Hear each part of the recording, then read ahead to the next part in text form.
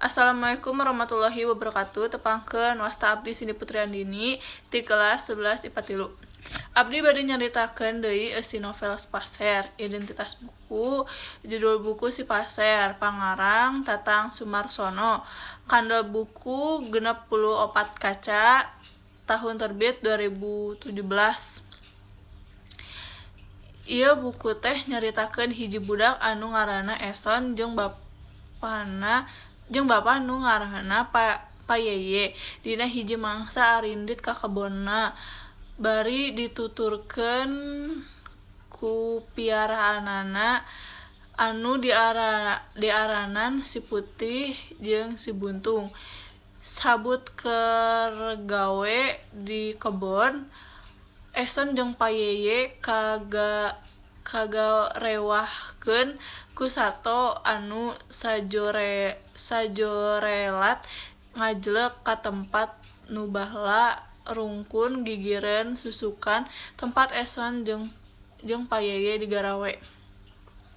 Ti pati lila tina rungkun anu leuwih bala ala deui nu mecenghul ngajleng luncat ka kebon jagong, disusul ku Si Putih jeung Si Buntung. Eta sato teh geuning anak mencak anu diburu ku Si Putih jeung Si Buntung tigebrus ka lombang menang Pa Yeye.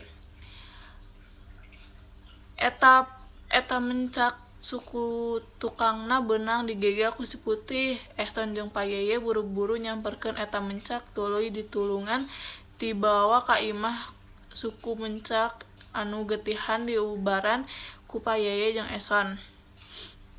Satuluyna eta mencak teh diingu ku Pa Yeye jeung Eson diaranan Si Passer. Sabab ngurusna tulaten Si Passer awakna meh sarimbag jeung awag embe. Dina hiji poe Pa Yeye kadatangan ku juru tulis anu nepikeun amanat ti palurah anu eusina mere nyeho nyen eta mencak kaasupan sato anu ditangtayungan ku undang-undang. Jadi eta mencak kudu dilepaskeun ka leuweung. Tuluy eta mencek ku Pa Yeye jeung Eson dilepaskeun deui ka leuweung hampir 2 minggu aya di leuweung. Tapi hiji poe Si Passer balik deui ka tempat Pa Yeye jeung Eson. Kaayaan Si Passer awakna begang meureun teu betaheun di leuweungna saran ti paguru. Ahirna Si Passer ku Eson teu dilepaskeun ka leuweung tapi di ka kebon binatangkeun. Isi carita eta ngagambarkeun sato anu dipikanyaah ku manusa bakal leuwih deukeut jeung apet ka manusia. Hikmahna sato butuh dipikanyaah ku manusia lantaran sato oge miboga hate nu kudu dipikanyaah. Wassalamualaikum warahmatullahi wabarakatuh.